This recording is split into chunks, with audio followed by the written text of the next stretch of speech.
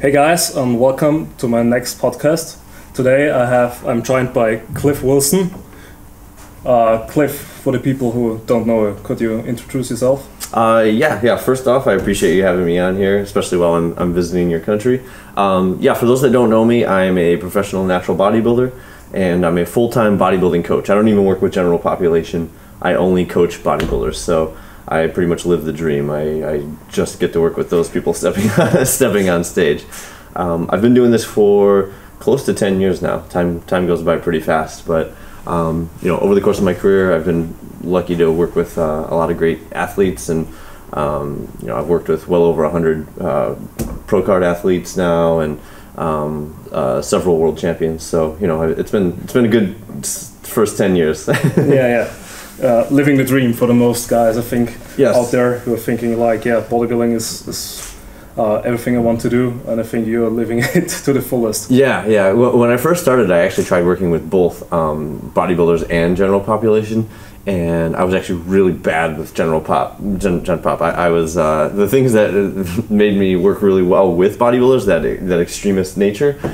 It was really bad for gen pop. So whenever somebody's like, well, I'd like to still hire you even though you only work with bodybuilders, I'm like, it's not going to work well. Yeah. How did you get in coaching in general? I kind of fell into it in the beginning on accident. There were a couple of guys at my gym, and I think you heard me tell the story at the seminar here the other day, but there were a couple of guys at my gym that ended up wanting to do a bodybuilding show, and I ended up helping them. And at the time, I wasn't sure if I was even qualified to coach. The only thing I knew was that I knew more than they did, and so I could get them there safely and with better results than what they did.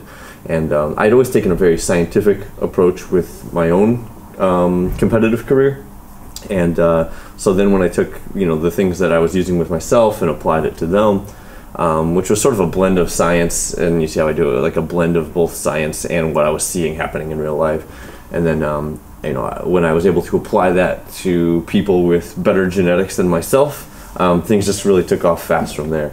I started doing it. I coached somebody for the first time in 2009. I coached 2 people in 2009 just for fun, and then by about the end of 2011, I was doing this full time. Yeah. Nice. So because you're like the best guy, the bodybuilding guy who's prepped a lot of pros, in general, a lot of people. What questions do you ask yourself before even starting a prep, or even when you're taking on a new client? What are the questions you ask them and see if they're really fit and if they can achieve the goal of doing a bodybuilding prep or show? Gotcha. So when I work with somebody, there are a few things I look for. So I do have I have people fill out an application when they want to work with me, and it does have like basic information like height, weight, if they've competed before, what was their weight at the last show. So I first look at logistics in terms of, can they be ready on time for the show that they are trying to be ready for. And I mentioned this the other day when I was doing the seminar, is that I recently went through and added up, and only 4% of the people that apply to work with me can be their best by the date that they want to compete. Most people pick shows that are too soon. So then so I always look at that logistics. Can they be ready by the date they want to be ready? The answer is usually no. And so then I have to try and get them to pick a new show date. But I also look for mentality stuff. One thing that I always say is that sometimes when people fill out their application, they will say things that they think I want to hear. Like, I want to win. They'll say things like, I want to win my next show, and I'll do anything to win my next show, and I want to be the best, bodybuilder I could possibly be, and I want to be the best bodybuilder in the world. And they say those things, and they think he's gonna like hearing this. But the problem is, I don't like hearing those things, because it tells me that that's usually somebody that is desperate. They almost need to win their next show, or they're gonna fall apart. And they're very up and down and emotional, and generally when I hear those things, I find that that's probably not somebody that's ready to work with me. Okay. When I hear somebody that's desperate, and here's the thing is, determination sounds very similar to desperation. I want to work with somebody that will say things like, sure, I'd like to win, but my ultimate goal is to become the best bodybuilder I can possibly be. Though when I hear that type of language, that for me, that's somebody that I think is really ready to give it all and get to the best that they've ever been. Yep. Not I need to win first place. That's generally. So those are the two things: logistic and mentality. And then once logistics are in place and they have the mentality, then we're good to go. Okay. Then when you say you take on the client and you have a certain time frame, say maybe a year out or something like that, how do you set up the time to the prep, and how do you know like when to start your prep, and how do you approach this? So the biggest thing I'll look at usually is rate of loss. My clients, when I work with them, generally I try to best determine what their show weight will be. That's sometimes easier when you have somebody that's competed before. It gets a little bit easier because I can look at their previous show pictures and I can say, okay, they were 175 pounds here, but I think they needed to lose 6 more pounds, and that's really easy when somebody got close but didn't quite make it. So I would say they were 175, needed to lose 6 more pounds, so we need to get them to about 169 pounds, and then I can take where they're currently at, do the math, and I can say, well, they need to lose 30 pounds. Yep. And then in a situation like that, 30 pounds, now a lot of people would think, oh, I can do that in 20 weeks or 15 weeks. But that's assuming everything goes perfectly. Yeah. Usually everything doesn't go perfectly. Even 30 pounds in 30 weeks can be difficult because what happens if you get sick? If you get sick and you can't train for a week, then you have a week where then you need to lose 2 pounds. You need to make up for that week. So the more fat that somebody needs to lose, the slower the rate of loss I like to be, because I can start off fast in the beginning, but you need to account. So I would say generally I like to see some people's rate of loss anywhere from a half pound to maybe somewhere along the lines of 1.25 pounds per week. So a half pound to 1.25 pounds per week. Very rarely do I find people that can lose a pound or more per week consistently and be at their best. So I look at that. Now, if it's a first-time competitor, it's more difficult because if somebody's never even come close to show conditioning, I have a harder time guessing what their show weight will be, and I would say I generally aim lower than what I'd probably need to go just to be safe. And for all you beginner competitors out there that have never competed before, it is always lower than you think. Take whatever you think you need to be, particularly you guys, because you guys always like to think that they're going to be really heavy on stage. You've been through the process too. Yeah. You probably, and we've all done it. The first time you dieted down, you probably thought you were going to be this certain weight, and you weren't even close. You needed to get way leaner. So we'll take whatever you think you need to be, and just assume you need to go about 10 to 15 pounds lower than that. I think I'm totally on your side here, because most people just underestimate how much time it takes to get really stage lean, to get that really tight conditioning that you need there, and overestimate how much they will lose per week. Like if you say the first few weeks at the start of the prep, you will drop, of course, a little bit more, but that's not only fat, that's also a lot of water weight, maybe some food weight and stuff like that. So well, and that's what people miss too. So even and I'm guilty of it too. When I did my first show back in 2008, in 2008, before I started my first prep, I was like 225 pounds, and so I wasn't lean, but I thought to myself, I'll lose 40 pounds and I'll be shredded at 185 pounds. And I was in my early 20s, and I was like, I'll be shredded 185 pounds on stage. 40 pounds is a lot of weight to lose. I got to 185 pounds. I was nowhere near as lean as I thought I was going to be, and I needed to go down to 159 pounds for my first show. And it's always rude awakening, because also people they're like, oh well, there's not much fat here, but there's always a lot of gaps in the in between the muscles. There's even some internal fat that you lose, intramuscular fat that you lose, and so there's just a lot more fat to come off than what people realize. And I also think many people think if they're getting under a certain weight, they will look thin, they look small, something like that. But at my first prep, I was can only talking kg, so at around 80 kg, and I looked so much less muscular than 2 years after that. In my second prep, weighed in under 75 kg. so 5 kg, around 10 pounds less, and I looked way heavier. So nobody who saw my stage pics would guess that I have like 75 kg there, because I looked like a complete different person. And like I said, I think many people don't know that they actually look heavier and more muscular at the stage if they're leaner and drop that few pounds that get them the real stage condition, I like to call it. Absolutely. When I turned pro in 2016, I was a middleweight, and the guy that won the heavyweight class was the exact same height as myself, and he was pretty lean. You know, he wasn't out of shape, but he outweighed me by 44 pounds. And I was still able to beat him just because, you know, I think one of the biggest differences too that people feel is because you do look bigger, you want to be able to lose fat from the gaps. Yep. You know, if you take the peak of your biceps, that's not going to have a lot of fat on it.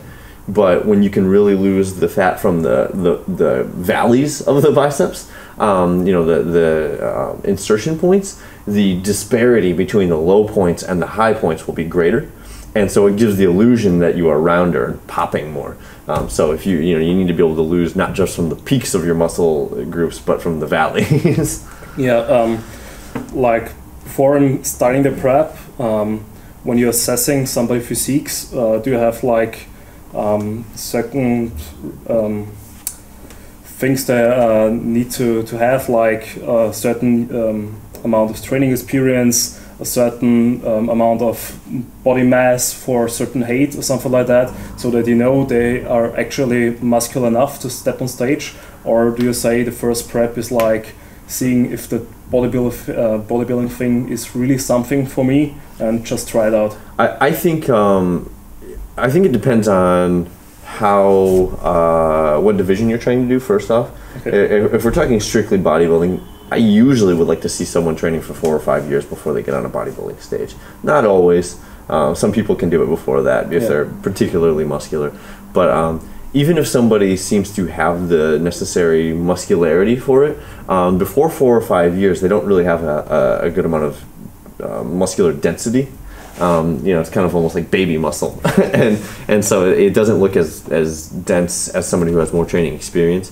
So generally, I like to see 4 or 5 years under their belt, because I also think that those 4 or 5 years do a lot for their mentality. It teaches them, because everybody who ever picks up a weight, let's be real, a lot of people get into this sport and we are a mess our first 3 years. We'll even say that 3 years. You know, we're really insecure because we want to be bigger, and every day seems like it has different ups and downs. You know, we go into the gym, we're not as consistent with our training. We go into the gym, and especially the first 3 years, some days are really great. And then the next day we can feel like crap and we don't really bring our A game. But over the years, the more consistent you get, you know, every training session is much, much higher. And then, you know, when contest prep starts and you're hungry and you're tired, that becomes exacerbated. You know, it's amplified. Some days you feel really, really good, and some days you feel really, really down. So if you combine that with someone who's new to training, I think it just gets much, much worse. So I'd like to see somebody hit a stage where they're much more balanced and consistent with their mindset and their training before they dive into a contest prep. Now, it's not to say that you can't do it before then and be successful, but I think that people will find the process will be a lot more enjoyable if they are much more experienced with their weight training before they dive into a contest prep. Yeah. I mean, what's your experience at like first timers on the conditioning?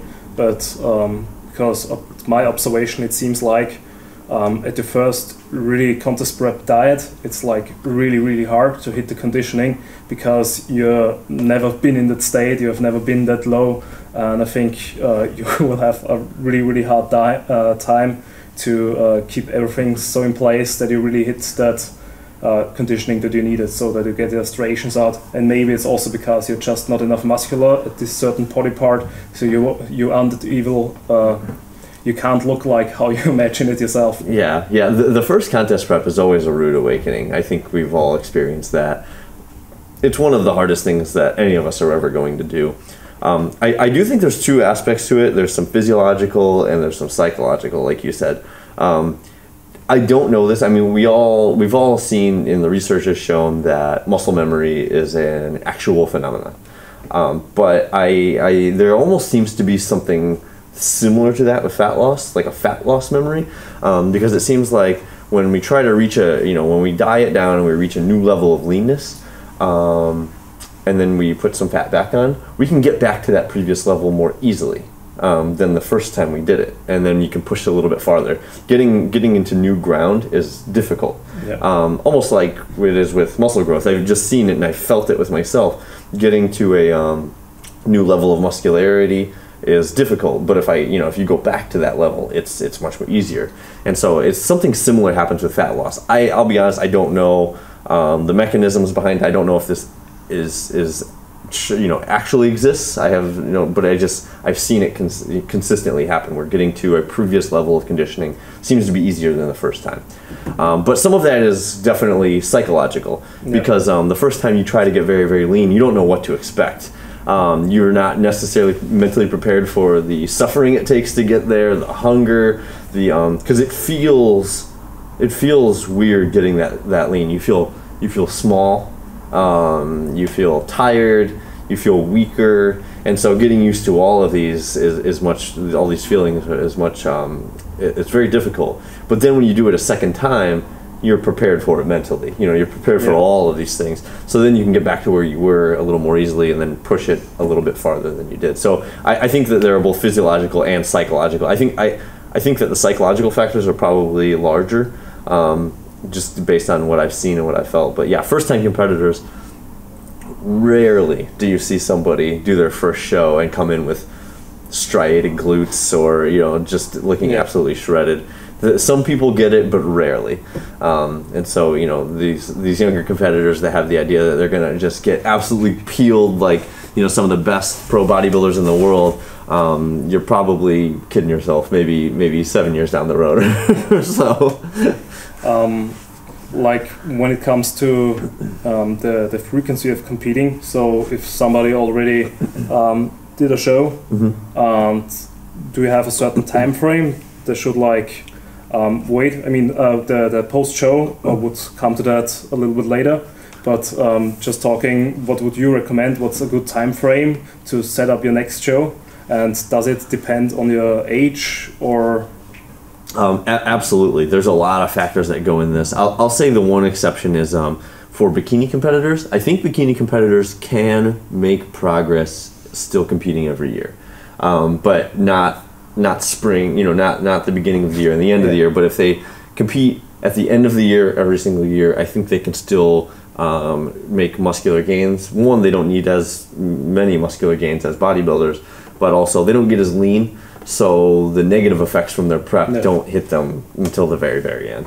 So I think bikini competitors are the one exception. But for bodybuilders, figure competitors, men's physique, women's physique, I generally like to see them competing once every 2 to 3 years, because it does take time to, there are a lot of negative side effects, both physiological and psychological that come from prep. I think most people take anywhere from 1 to even 4 or 5 months to recover from that. And so, that's time where you just need to get back to where you were. But if you're competing every year, then that's almost time to get back into prep.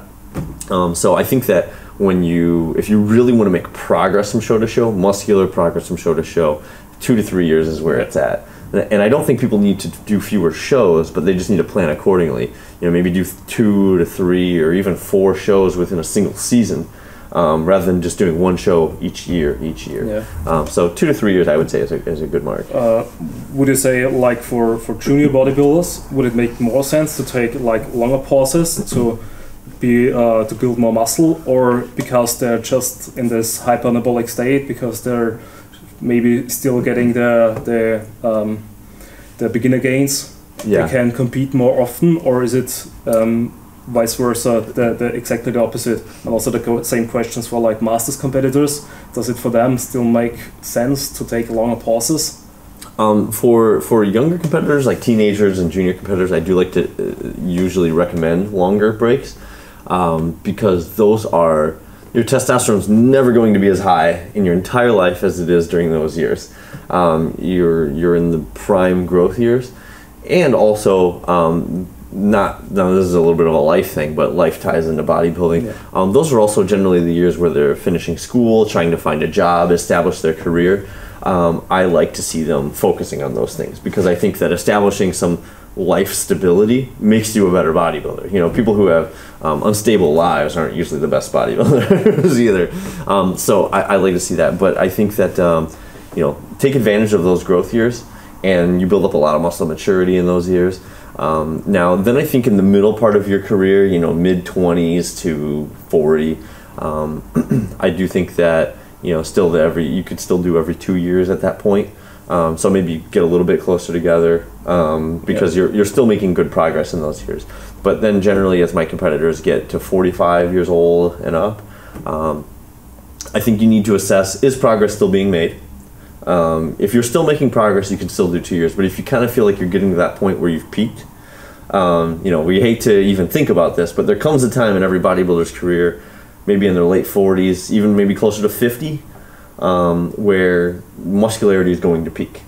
And I think once you feel like you've gotten to the point where muscularity is, you know, has peaked, then I say live it up and compete a lot.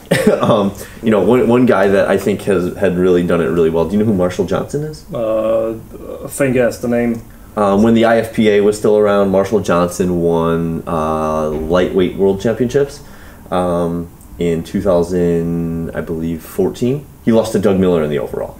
So he's a very good bodybuilder. Yeah. Marshall Johnson, he didn't compete this year, but like last year he was still competing too, winning pro shows at 54 years old. And from the time of like 50 years old to 54 years old, I think Marshall Johnson was probably doing 8 shows, maybe 10 shows per year. Now, Marshall's a bit of an anomaly in that he's very comfortable dieting, but he even kind of said he wasn't sure if he was going to be able to make a lot of muscular growth in that time, so he was just going to enjoy himself, get on stage, you know, compete, have fun with it, and he sure did. He racked up a lot of pro titles in the last 4 or 5 years. So, you know, I think that once you feel like you may be near that time, live it up, compete. You know what I mean? Do it, because, you know, we all do this and we love to do this, so it's like enjoy yourself with it. Okay, just to get like some straight numbers down for beginning the contest prep, what's your range that you typically recommend for someone that should diet, and on also how do you like to set up your deficit, and how do you distribute your macros, like just some for myself or for my clients? For your clients. For my clients. Ooh, it changes all over the map. I generally favor high protein, but sometimes people need in order to create a deficit, I have to go lower on their protein. You know, for somebody, I will generally in my off seasons go higher protein with people, but then people that retain muscle very easily, you know, we know the people that are big no matter what they do. Sometimes those are also the same people that need to go lower calorie. You know, the same mechanisms that make them inclined to build muscle very easily usually are the same mechanisms that make them store fat very easily. So I will go lower protein with people that build and retain muscle very easily. But it's all over. I do use, in rare occasions, I will use ketogenic diets for people that maybe struggle with fat loss. For my black clients, I'll use ketogenic diets a little more often, low carb, higher fat approaches. I do find that people with darker skin tend to do a little bit better with lower carbohydrate, higher fat approaches. And then, but as in terms of how the contest prep progresses with fat loss, I don't make large cuts at any point. I try to just keep chipping away. And my rate of loss will dictate everything. So it's pretty simple. If I say we're starting contest prep today, I will make a cut. And for some people, it depends on the person I know that I'm working with. Some people, you make an initial cut and they'll, I can cut, even 150 calories, and I know the scale will start dropping. And that would be, but then other people I know that I'll need to cut maybe 400 calories to get the scale to start dropping. So you have to know your person. Yeah. And then, so if I know I need to keep a rate of loss of about a pound, I'm very strict with that. Are we losing less than a pound? If we're losing, 0.8 pounds, then I need to cut again. and I'll cut until we're reaching that rate of loss or even slightly over that rate of loss to get ahead of the pace.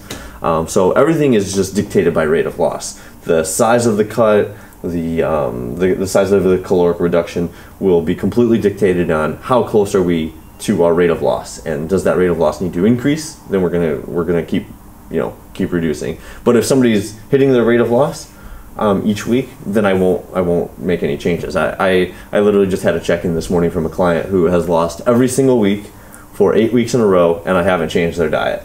We're just going to keep rolling with it because they are losing at the rate of loss that I want. I keep telling them, I go, you're making my job too easy. I'm not doing anything over here.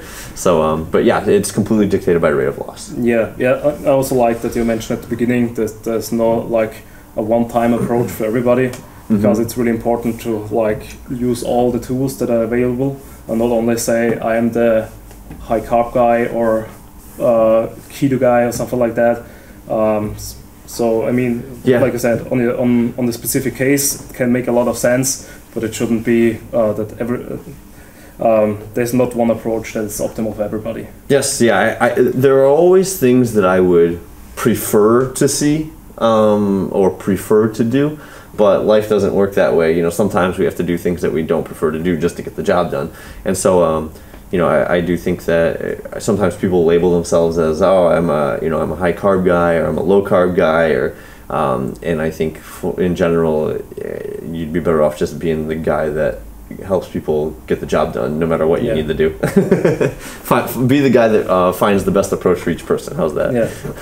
Yeah. What I also like that you're like the side. You just said it. You're the guy that's does that what it needed to getting it done. I think a lot of coaches of a lot of guys have this mental barrier or don't even know what it really takes for some people to get this lean. I really enjoyed your Instagram series where you posted like what are the real macros of some of the world's best people, and of course sometimes it's a little bit shocking, it shocks you a little bit, but then you see what some people are really willing to do, and just what it takes. Yeah. It's funny because I find that people keep bringing up that Instagram series that I did where I was posting macronutrients from some of the better bodybuilders, figure competitors that I've worked with, and I think that there was a trend for a while where people were posting pictures of their shredded clients and bragging about how much food they were still eating. But it gave people a very big misconception about what it takes to get, because they were posting their, these are the anomalies, these are the people that are rare, and they were posting we all have those clients that get shredded on very high calories, but they're rare. That would be like me posting a picture of my most muscular client and being like, look, my training methods got somebody this muscular. If your coach doesn't get you to be this muscular, then he's doing something wrong. And it's like, no, that's crazy. Everybody has their own genetics, and different people will get lean on different intakes. But for the most part, a lot of people, if you want to get shredded, you're going to have to go pretty low on your calories, pretty high on your cardio. And some people are like, and people are worried about being an irresponsible coach. They're like, oh, how do you get somebody up to an hour of cardio a day and down to 70 carbohydrates? Well, I didn't get there all at once. I didn't say, day one of prep, we're cutting your carbohydrates down to 70 grams and we're going to increase your cardio up to an hour a day. It got there slowly. I would add 5 minutes of cardio per week. And, if somebody's not losing fat on 90 carbohydrates per week and 50 minutes of cardio, then we cut to 70 carbohydrates and an hour of cardio. It just, it is the natural progression of things in order to create more fat loss. Yeah. So let's assume the client, the guy, is ready for the show. Like I first thought I knew you as the guy who uses the rapid back row, but I learned better that you, like I said at the beginning, when you're dieting, you use different tools, and the same also comes to the peak week. So which strategies do you use in the last week before the show, and could you also say which one do you favor for each class? Are there differences? Yeah. So I do. So whenever, as you said, I did a seminar the other day, and I talked about different peak week styles that I use. for different situations. And you know, so I touched on all of those, and I actually have a book coming out where I touch on some of those too, because I do think over time I've gotten the reputation for being the person that uses just the rapid backload peak, and then but the truth is I use many different styles, but there's primarily 6 that I use. There are some that I call like physique management peaking styles, and there's some that are more glycogen supercompensation peaking styles. So the physique management styles are going to be like a slow backload where I slowly build carbohydrates upwards. There's going to be a front load where you put carbohydrates heavy at the beginning of the week and then you taper down into the show. And then there's a mid load where you load carbohydrates to a peak in the middle of the week, and then you bring it down a little bit, just a little bit for the final few days. I generally like physique management peaking styles for things like bikini, figure, even men's physique, where there's a little bit more of a subtle look that you want, bikini in particular. And I will say the slow backload, the one where you build upwards over the course of the week and you should hit your peak on Friday, that one I think can be used very well for all categories, because how extreme the look that it produces is going to be dictated on how extreme you build those carbohydrates upward. So even if you wanted to use it for something like bodybuilding, you just build the carbohydrates up a little bit more drastically. So I think that is a great peaking method. I'm not necessarily a big fan of the front load. In my experience, when you front load somebody, with a front load, you maybe a week out load carbohydrates for 2 or 3 days. In my experience, when you front load somebody, they look better right after you load the carbohydrates rather than when they do at the end of the week. It's not to say it doesn't work, it's just not my preferred method. Now the glycogen supercompensation peaking methods, those are the ones where you would deplete carbohydrates for a given amount of time, usually 3 or 4 days, and then you load carbohydrates for a given amount of time. The idea behind it is that generally when you deplete carbohydrates, your body will create more space to store glycogen within the muscle tissue, so you can load carbohydrates more. Some of the research shows maybe about 20 to 25% extra additional space for glycogen, which is good because we want to be fuller and bigger on stage. So with those, I would do something like, you could do like a traditional backload where there's like a 3-day deplete phase and a 3-day load phase. I think that one is kind of risky because when you're loading for about 3 days right into the show, it can be real tricky to hit that right on the dot, trying to load for 3 days. But it can be done. Then there's a load with a cleanup day where you would deplete and then you'd maybe load for about 3 days or 2 days even, and then you'd clean it up the day before the show. So if you spill a little bit, there's a room to bring carbohydrates down and sharpen up a little bit. I think that one's a really great method because it's safe. It allows that final day to say, I'm either spilled or I look really good today, and then we'll adjust from there. And then we have the rapid backload, which I think is the reason I think I got the reputation for only using that one is just because that's the peaking style that I would say I for lack of a better term, invented. But it's where I would deplete people for 3 or 4 days and then load them for a single day with massive amounts of carbohydrates, anywhere from probably, with women, anywhere from about 500 to 800 carbohydrates. For men, usually from anywhere from about 900 to even 1300. In a rare case, I had somebody taking up close to 1900 recently. And so the size of the person will have a lot to do with that, their metabolic rate. So for the physique management, for the physique management peaking, like I said, I would use more like figure, bikini, even men's physique. For the glycogen supercompensation methods, bodybuilding, women's physique, classic physique, the more extreme the look that the division requires, the more extreme the peaking method will be. The more extreme peaking method will be ideal. So it's a lot of information when you talk about peaking, which is why I spoke for what I speak for the other day in the seminar. I spoke for like 7 hours, and I even said when I did the peaking section, I couldn't cover all of it. And even like when I wrote the book with Peter Fitchen, Dr. Peter Fitchen is who wrote the book with myself, and I did the peaking chapter. And when I sent it off to him, I think even without the charts and graphs that I had included, it was something like 45 pages of printer paper, single spaced. And he's like, this thing is long as hell. And I was like, that's what I needed to get it all in there. So yeah, it's a really complex subject, but I think that, you know, you know, the way I put it in the book and in the presentation the other day, at least when you see the graphs, you can see how it's like broken down. Yeah. Just to get some information about what do you else manipulate additionally to the carbohydrates, and how do you estimate or calculate how much carbohydrates somebody need, or do you have some? You know, unfortunately, there's no calculations because even the what happens when you feed somebody will be very different, and you can actually learn a lot about clients or about yourself based on what happens on your refeed days. Yeah.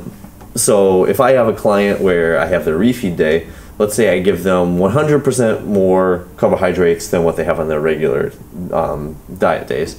You know, if I just start that with a baseline, sometimes I'll give people 100% more carbohydrates. If they're taking in 200 carbs normally and I give them 400, some people are like, oh, I'm sleepy and I'm full and I'm bloated. Generally, those people are going to probably gain a significant amount of weight the next day and or be a little spilled or blurry or whatever it may be. But then other people, and this is where the camp that I fall in, if I'm eating 200 carbohydrates per day and I eat 400 the next day, when I start eating, I'm going to be hot and I'm going to be active and I'm going to be energetic and I'm going to probably use a lot of these carbohydrates even as they're coming in. And the next day I might even be down in weight. And so I think that that's where you need to use some of that biofeedback that you get and know the person or know yourself.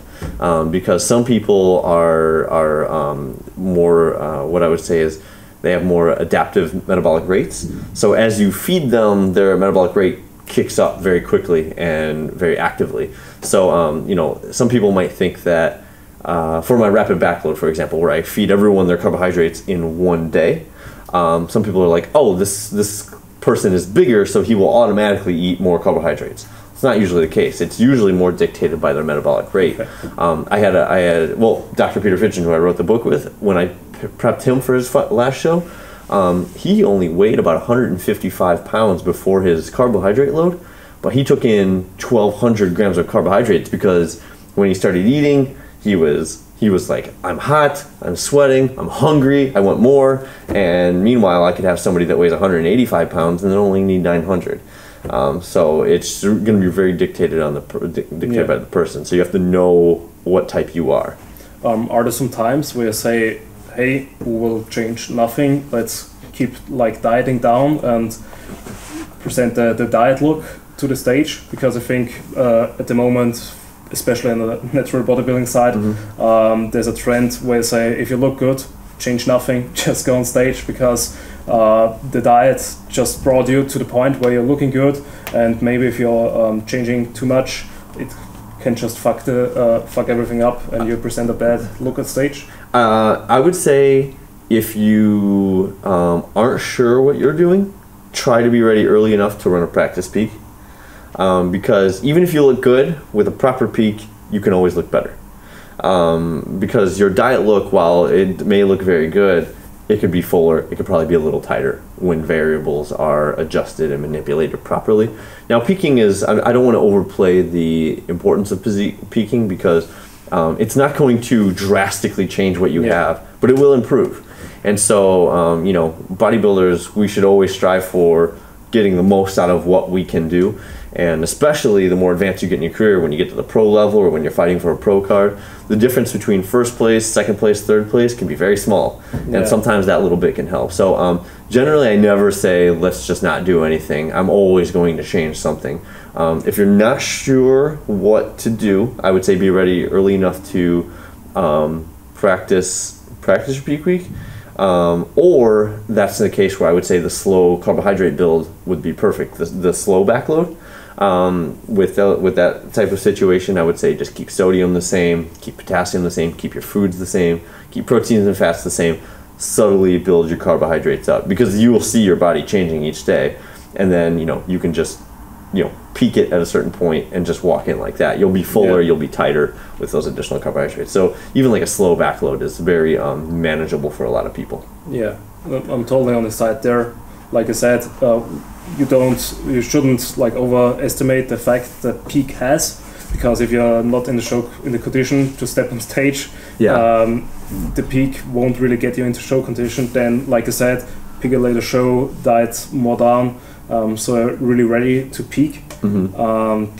I think also it makes very much sense, especially on the high level, that the small details can really make the change and really can cost you places in the end. And that's what I mean. The look, of course, is important. You want to beat yourself, but of course it's a competition and you want to place. And I think it's really, really bad if you don't get the placing you could have or you would deserve, if there is something like, you just missed something.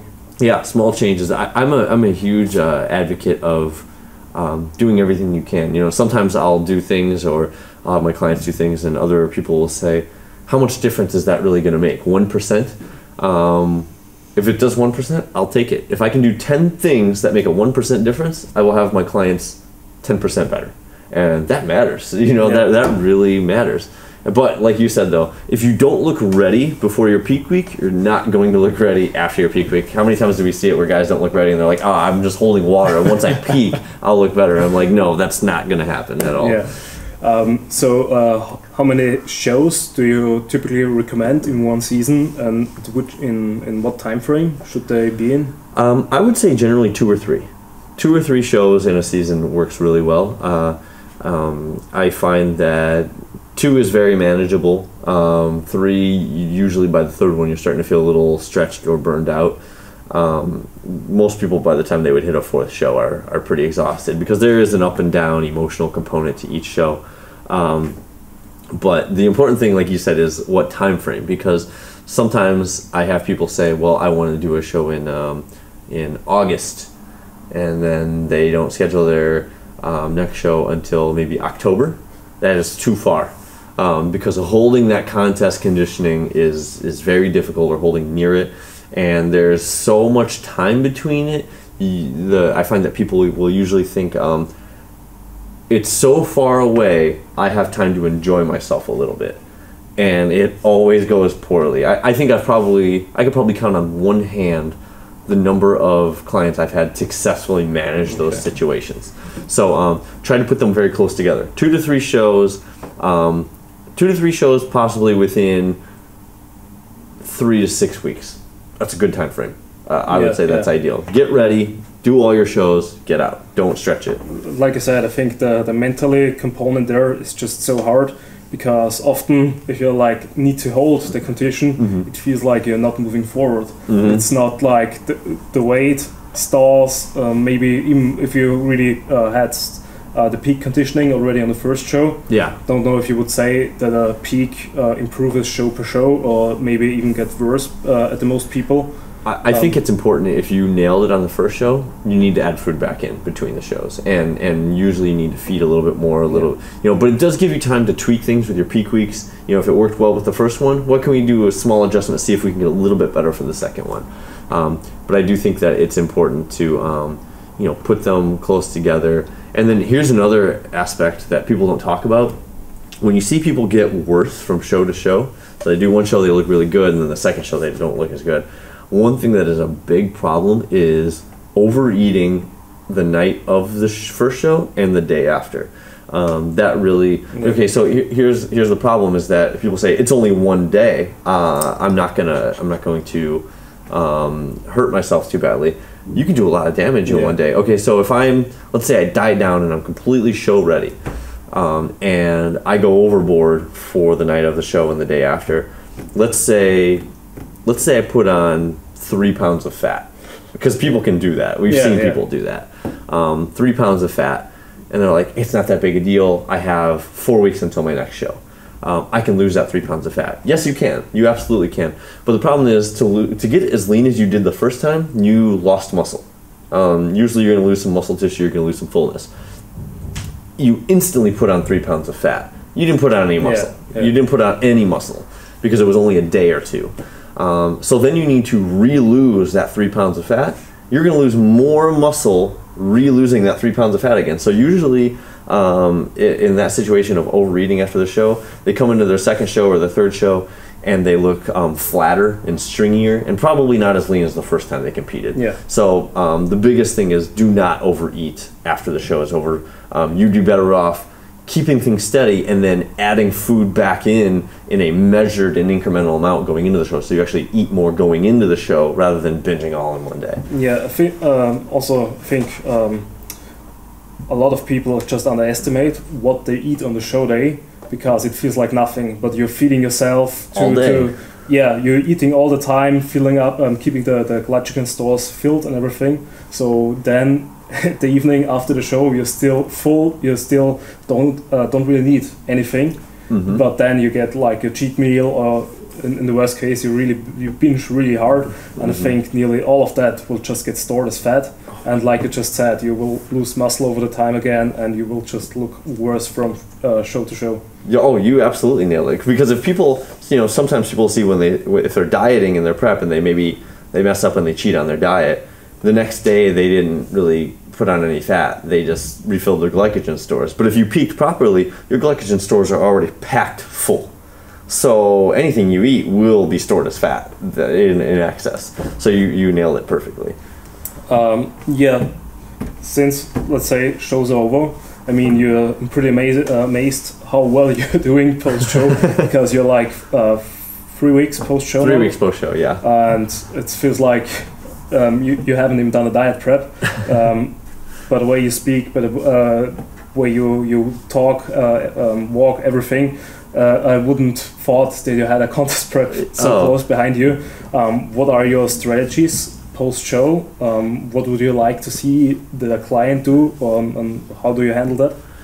The biggest thing is consistency and being honest with themselves about what they're actually eating. Post-show, a lot of times people try to think I haven't eaten this food, this food, this food, and this food in so long. And so they try to instantly start changing their entire diet.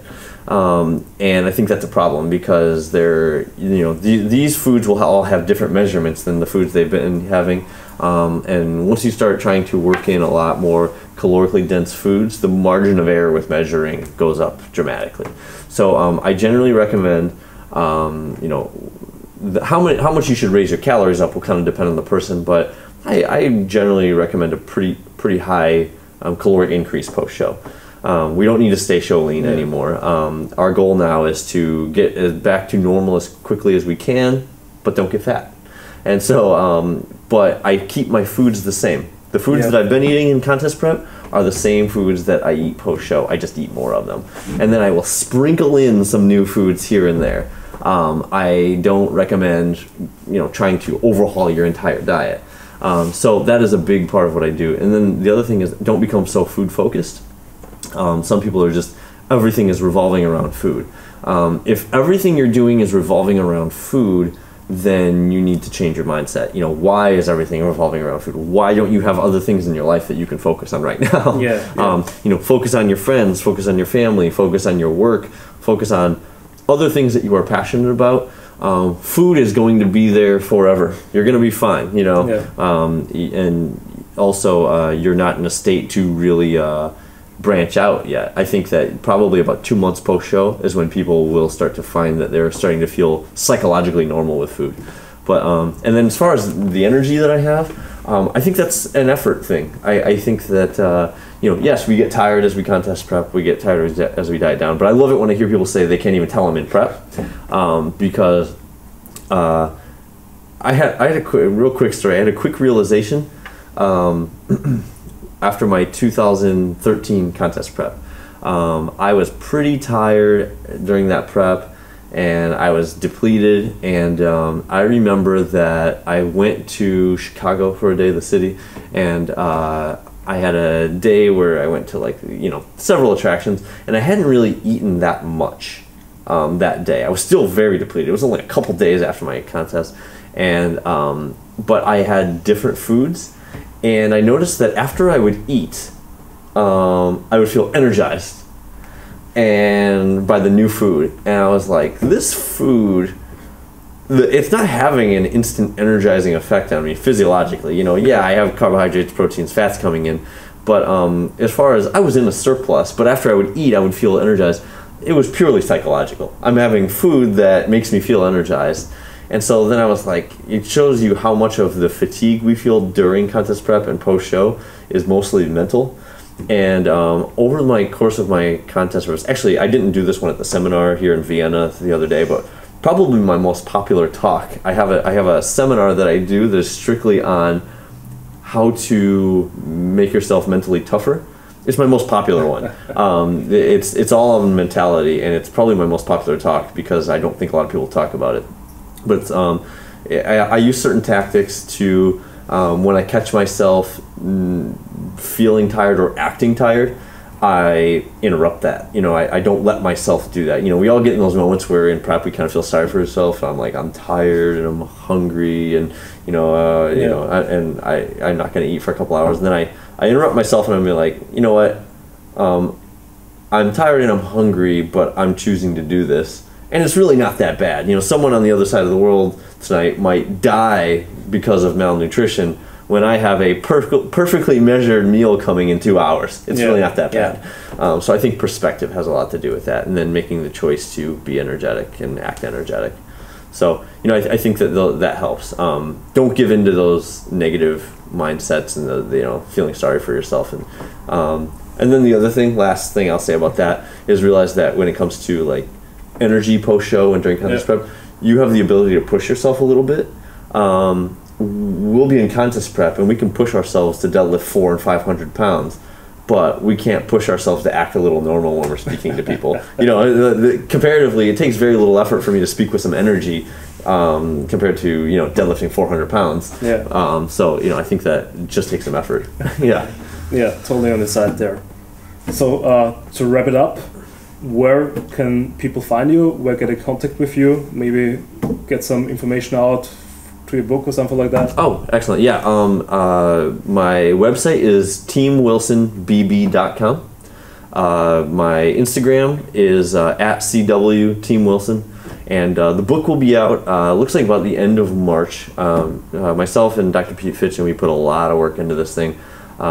We set out to make it the most comprehensive work on contest prep that's ever been put out. We've been working on it a couple of years now. We're going through a publisher. It's actually going to be used for continuing education credits, and so for certifications. So yeah, we put a lot of work into this one. That one will be out around March. I'll be posting about it on my Instagram and on my Facebook page and all that stuff when the time comes. Great. So thanks a lot again for taking the time. I appreciate it. Thank you. And I think it's time to train now. Yes, let's go for it.